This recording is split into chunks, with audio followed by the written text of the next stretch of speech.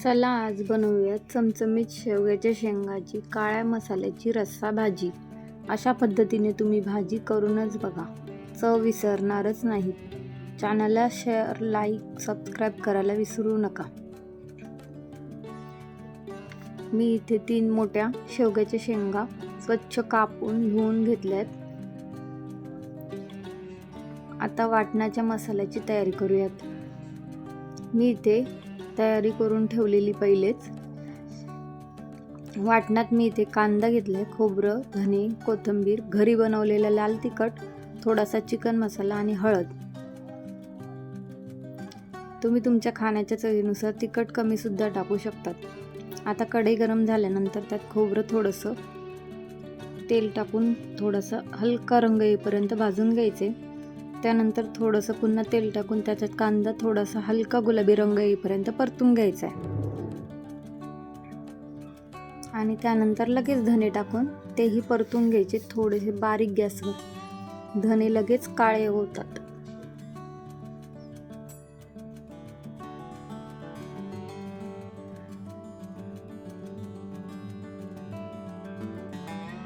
आता हे वाटण गार झाल्यानंतर मिक्सरच्या भांड्यात वाटून घ्यायचे। चवीसाठी थोडीशी वरतून मी कोथिंबीर टाकली आणि वाटण चांगलं बारीक करून घ्यायचे।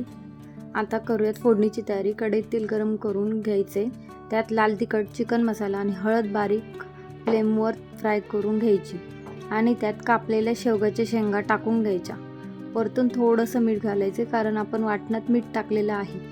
शेंगा फ्राय झाल्यावर त्यात वाटलेलं वाटण टाकायचे आणि तेही परतून घ्यायचे। वाटणाला तेल सुटल्यावर मग त्यात पाणी टाकायचे। तेल सुटल्यानंतरच पाणी टाकायचे, म्हणजे वाटण पूर्णपणे भाजलंय असं समजायचं। 10 मिनिटं झाकण ठेवायचे आणि शेंगा शिजवून घ्यायच्या।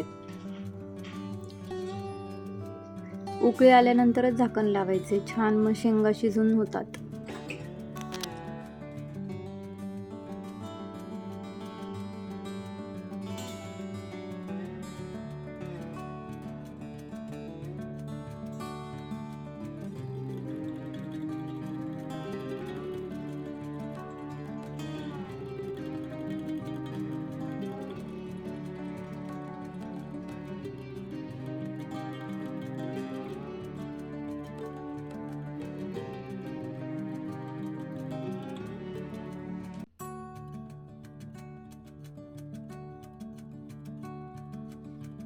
इथे झाली आहे आपल्या शेवग्याच्या शेंगाची चमचमीत रस्सा भाजी तयार। मस्त भाकरी चुरून घ्यायची आणि त्यावर शेंगाचा रस्सा टाकायचा आहे आणि सोबत कांदा आणि लिंबू, एक नंबर चव लागते। तुम्ही पण नक्की ट्राय करा घरी आणि भेटूया पुन्हा पुढच्या ब्लॉगमध्ये। चॅनलला लाईक, शेअर आणि सबस्क्राईब करायला विसरू नका।